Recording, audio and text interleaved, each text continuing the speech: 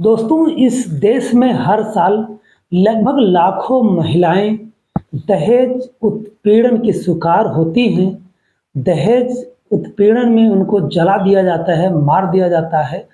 अगर सरकारी आंकड़ों का माना जाए, सरकारी आंकड़ों पर नज़र डाला जाए, तो हर साल लगभग 6 से साढ़े 6 हज़ार महिलाएं दहेज उत्पीड़न में मार दी जाती हैं। कोई उनको जला के मार देता है, कोई जहर खिला के मार देता है, कोई फांसी लगा के मार देता है। मतलब अपने-अपने तरीके से लोग मार देते हैं। ये सरकारी आंकड़ा है, जो कि लगभग 6 से साढ़े 6 हज़ार के करीब हर साल महिलाएं जो है दहेज ना लाने के कारण मार दी जाती हैं।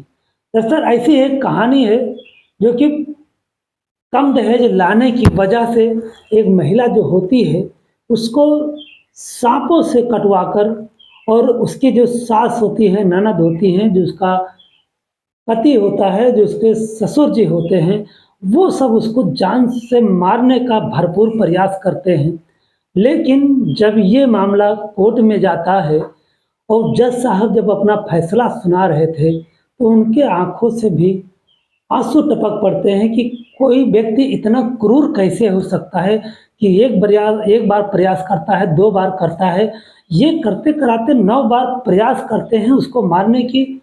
मतलब क्या इतनी इंसानियत मर गई है दहेज के लालच में, पैसों की लालच में, कि मतलब 9-9 बार प्रयास किया जा सका उस महिला को मारने की। तो दोस्तों, क्या होता है इस कहानी में, आइए पूरी कहानी जानते हैं। लेकिन वीडियो में आगे बढ़ने से पहले बस वही रिक्वेस्ट है आपसे कि चैनल पर नए हैं तो चैनल को सब्सक्राइब कर दीजिए, वीडियो को लाइक कर दीजिए, ताकि हमारा हौसला बढ़ता रहे। दरअसल दोस्तों, ये जो कहानी है ये मुरादाबाद की है, उत्तर प्रदेश की। एक जानवी नाम की लड़की होती है, उसकी एक परिवार में शादी होती है। जब वो शादी हो करके अपने ससुराल आती है, तो उसके ससुराल वालों की जो डिमांड थी, वो लगभग 5 लाख रुपए की होती है। लेकिन जो जाह्नवी के घर वाले थे, उनके माता-पिता थे, वो इतना दहेज दे नहीं पाते हैं, बस महज़ 2 लाख रुपए ही दे पाते हैं। और इसके चलते लगभग शादी के 1 डेढ़ साल बाद ही जाह्नवी के ऊपर प्रेशर बनाया जाने लगा कि जो बचा हुआ पैसा है वो अपने घर से लेकर आओ, नहीं तो हम तुम्हें यहाँ रहने नहीं देंगे, जीने नहीं देंगे, ये सारी यातनाएँ देने लगते हैं।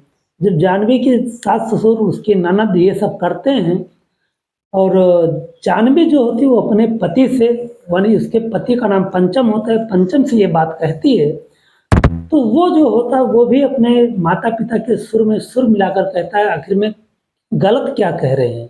आखिर में 5 लाख रुपए मुझे चाहिए तो चाहिए, वो तुम्हारे माँ-बाप जहाँ से मर्ज़ी वहाँ से लेकर आएँ।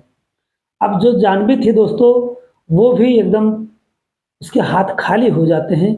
अब वो करती तो क्या करती? क्योंकि जिसके ऊपर उसको भरोसा था, वो भी हाथ खड़े कर लेता है, वो भी अपने माता-पिता के सुर में सुर मिलाकर बात करने लगता है। दरअसल जाह्नवी का जो ससुर होता है, उसका नाम जो होता है जयराम होता है। जयराम और पंचम ये दोनों दहेज के लोभी थे, चल जाता है। हालाँकि जाह्नवी जो है, ये सब बातें अपने घर में, यानी अपने मायके में अपने माता-पिता से नहीं कहती। लेकिन जब पानी सर से ऊपर निकल जाता है, तो एक दिन अपने पिता से इस बारे में वो बात करती है। कहती है, पिताजी, मुझे इस तरह से टॉर्चर किया जाता है पैसों के लिए, दहेज के लिए। लेकिन जो उसके पिताजी होते हैं, वो भी सीधे-सीधे हाथ खड़ा कर लेते हैं। कहते हैं, तुम्हें तो पता है कि इतनी देने की मेरी हैसियत नहीं है, और तुम अकेली तो हो नहीं, अभी तुम्हारी 3 बहनें और भी हैं शादी करने लिए।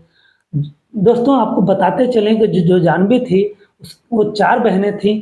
अभी जाह्नवी अकेली थी जिसकी शादी हुई थी, उसके पीछे उसकी 3 बहनें और थीं जिनकी शादी होना था। दोस्तों, यहाँ पर गलती जो है वो लड़की पक्ष का भी होता है, क्योंकि अगर अपनी हैसियत है नहीं, तो उस घर में लड़की की शादी बिल्कुल ना करें जिस घर में दहेज का डिमांड ज़्यादा होता है। अपने हैसियत के हिसाब से ही शादी किया जाए। जब तुम्हें पता होता है कि इस घर में दहेज का इतना डिमांड है, और पहले से पता होता है, तो फिर उस घर में अपने लड़की देती ही क्यों हो? तो जब तुम्हें पहले से पता था इतना डिमांड है, तो उस घर में जानवी की शादी करनी ही नहीं चाहिए थी। ये गलती जानवी के माता-पिता की भी है। अब बाद में तुम पहले तो हाँ कर लिए होंगे, अब बाद में कह रहे हो नहीं है, नहीं दे पाएँगे, तो ये एक माता-पिता की भी गलती होती है, जो अपने माता-पिता की तरफ से ना पाती है। फिर दोस्तों वो एकदम सोच लेती है कि जो भी हो जाए, चाहे वो मुझे मार ही डालेंगे, लेकिन अब मैं एकदम डट के रहूँगी, खड़े होके उस उन सब का मुकाबला करूँगी। दोस्तों, अब जो जानवी होती है, वो पूरी तरह से निश्चय कर लेती है। इधर जो पंचम और उसका ससुर जयराम होते हैं, वो सोचते हैं या तो ये कहीं भाग जाए और या तो इसको मार ही दिया जाए। दोस्तों, एक दिन जानवी जो होती है, वो कहती है कि मेरे पिता के पास पैसे नहीं हैं, आप लोगों को जो करना है करो, चाहे मैं मर ही जाऊँ, लेकिन मैं इस घर से कहीं नहीं जाऊँगी। दोस्तों, वही होता है जो जयराम होता है और पंचम होता है, वो जानवी को जान से मारने का ही इंतज़ाम करने लगते हैं। दोस्तों, फिर वो सोचते हैं मारे तो कैसे मारें? फिर उनको दिमाग में एक विचार आता है, क्योंकि जो पंचम के पिताजी जयराम होते हैं, उनके ज़मीन में एक सपेरा रहा करता था।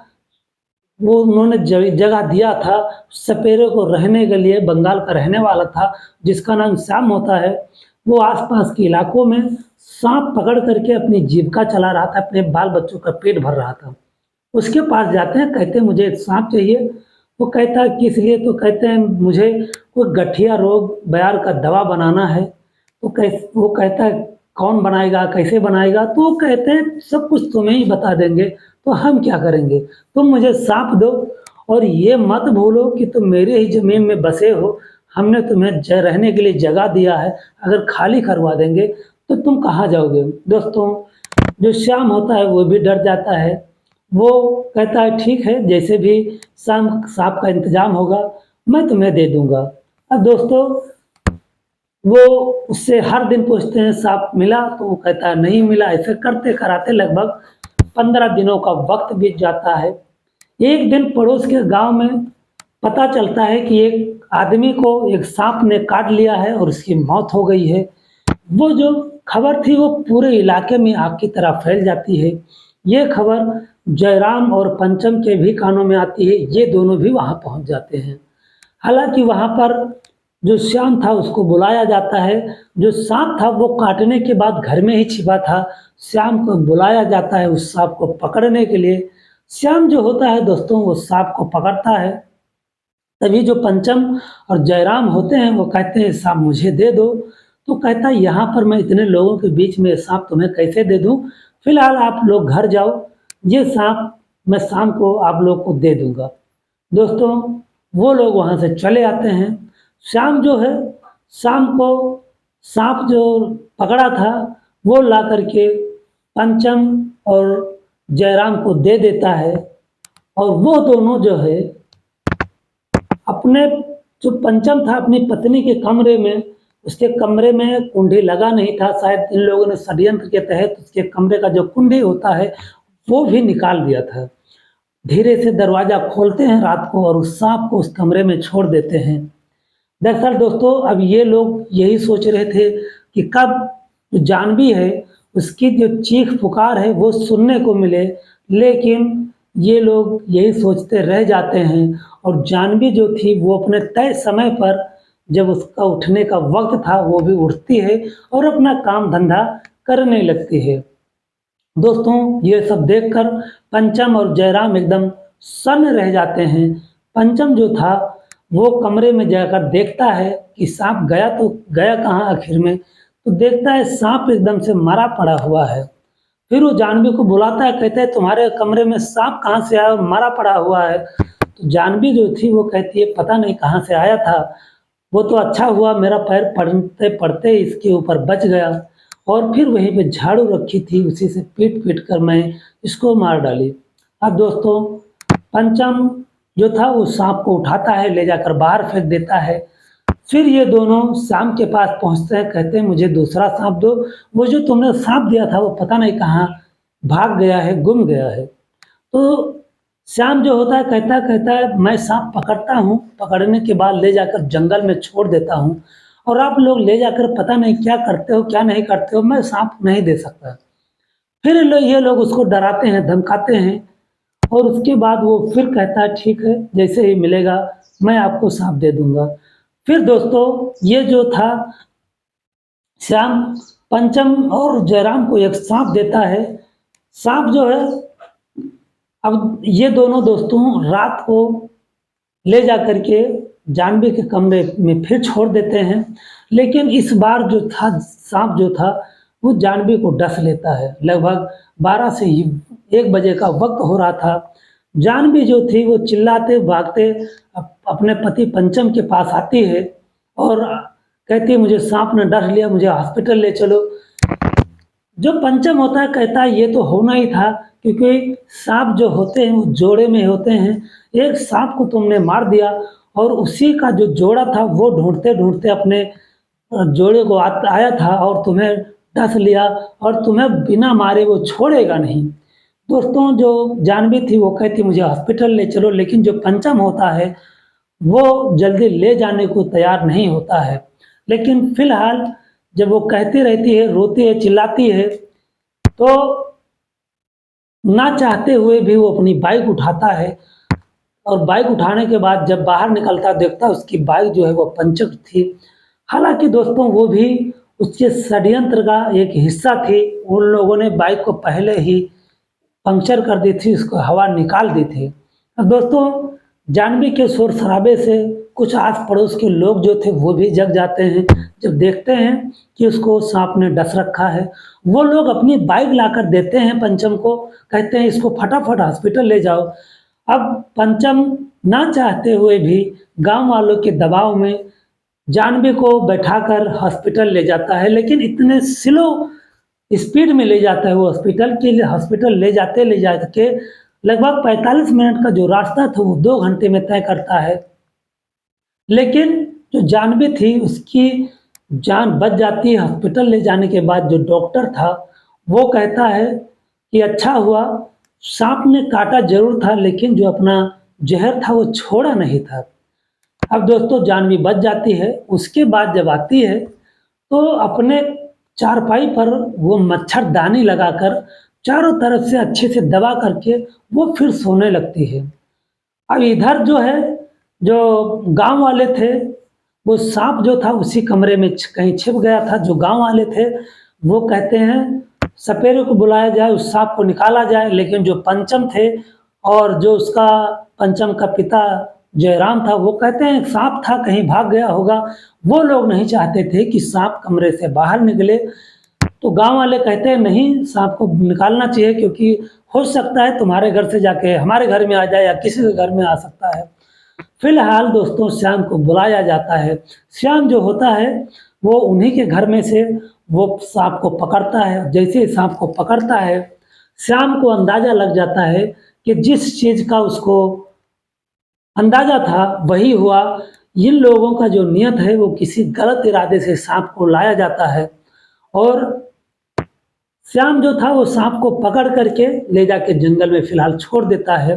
फिर ये लोग जो थे श्याम के ऊपर पास जाते हैं, कहते हैं मुझे एक सांप और चाहिए। तो श्याम जो था इस बार पूरी तरीके से मना कर देता है, कहता है नहीं, मैं सांप नहीं दूंगा, मुझे पता चल चुका है कि आप लोग सांप क्यों ले जाते हो। फिर ये लोग उसे जो है जान से मारने की धमकी देते हैं, उसके कनपट्टी पर बंदूक रख देते हैं। अब दोस्तों पंचम जो था, श्याम जो था वो करता तो क्या करता, वो अपनी जान बचाने के लिए वो इन लोगों को एक सांप दे देता है और देने के बाद ये लोग जो थे वो जो मच्छरदानी लगाई थी उसके मच्छरदानी के ऊपर एक कट मार देते हैं। कट मारने के बाद वो सांप को ऊपर ही छोड़ देते हैं। इस बार जो है सांप मच्छरदानी के अंदर घुस करके फिर जानवी को डस लेता है। दोस्तों ऐसे करते कराते लगभग 4 से 5-6 बार जब सांप जानवी को डसता है तो जो इलाके के लोग थे, आस पड़ोस के लोग थे, वो षड्यंत्र को ना समझ करके वो लोग ये कहने लगते हैं कि कहीं ना कहीं इस औरत से सांपों का कोई दुश्मनी हो सकता है, या जो सांप हैं वो उसके पति भी हो सकते हैं पिछले जन्म के, वगैरह वगैरह बहुत सारी मनगढ़ंत कहानियां बनाने लगते हैं। लेकिन दोस्तों, इधर जो श्याम था उसको पता चल चुका था कि उस लड़की के ऊपर, उस औरत के ऊपर जान का खतरा है। मैं ना सही कोई और किसी न किसी तरीके से ये लोग उसको मार ही देंगे। हालांकि दोस्तों, जो सांप थे, सांप के काटने से जाह्नवी की मौत क्यों नहीं होती थी, ये हम आपको अभी आगे बताएंगे। लेकिन जो श्याम था दोस्तों, वो जाह्नवी का जो मायका था वो किसी तरह से पता लगाता है, और पता लगाने के बाद में वो उसके पिता के पास पहुंच जाता है। उसका जो जाह्नवी के जो पिताजी होते हैं वो छोटी सी परचून की दुकान चलाते हैं। वहाँ पर पहुँचने के बाद वो जाह्नवी के पिताजी से सारी कहानी बयां करता है, सारी हकीकत बताता है। उसके बाद जो जाह्नवी के पिताजी होते हैं वो तत्काल में आते हैं और जाह्नवी को लेवा करके वहाँ से अपने घर चले जाते हैं।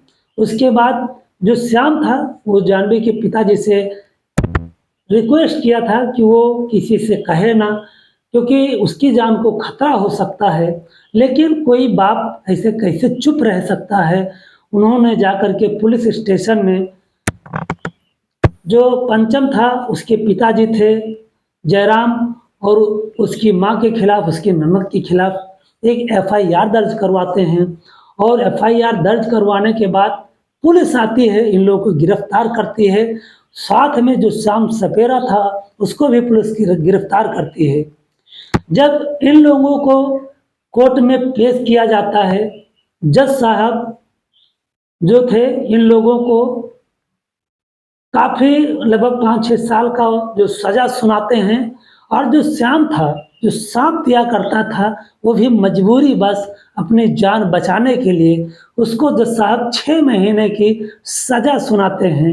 लेकिन ये सब सज़ा सुनाते वक्त जो जज साहब थे उनके भी आंखों में आंसू आ जाते हैं कि कोई सास, ननद, पति, ससुर इतना क्रूर कैसे हो सकता है कि अपने घर के बहू को, अपनी ननद को, अपनी बहू को, अपनी पत्नी को मारने के लिए 9-9 बार प्रयास किया जा सकता है।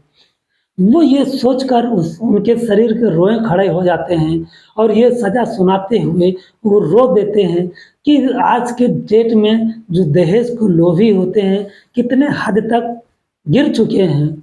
अब दोस्तों, फिलहाल जो जाह्नवी थी उसके पिताजी थे जाह्नवी की दूसरी जगह शादी कर दिए हैं। अब जो जाह्नवी का दूसरा पति है वो जाह्नवी को बहुत प्यार करता है और बहुत खुशी से रखता है। अब इन दोनों की जो ज़िंदगी है बहुत खुशी से कट रही है। लेकिन जो पंचम और जयराम थे इनकी ज़िंदगी अभी भी जेल में ही गुजर रही है। जब इनका सज़ा पूरा होगा तब ये बाहर आएंगे। फिलहाल इनका जो परिवार था एकदम बिखर गया है, टूट गया है, बर्बाद हो गया है। तो दोस्तों, ऐसे दहेज के लोभियों के साथ में ऐसा ही होना चाहिए। लेकिन बेटियों को, बाप को भी कहना चाहूँगा कि आप भी अपनी बेटियों का जो शादी है ऐसे घर में ना करें जहाँ पर ज़्यादा दहेज का डिमांड हो, अगर आप नहीं दे सकते हैं तो। फिलहाल दोस्तों, ये कहानी आपको कैसी लगी हमें कमेंट सेक्शन में ज़रूर बताएं। मिलता हूँ कल किसी रियल स्टोरी में, तब तक के लिए जय हिंद, जय भारत, नमस्कार।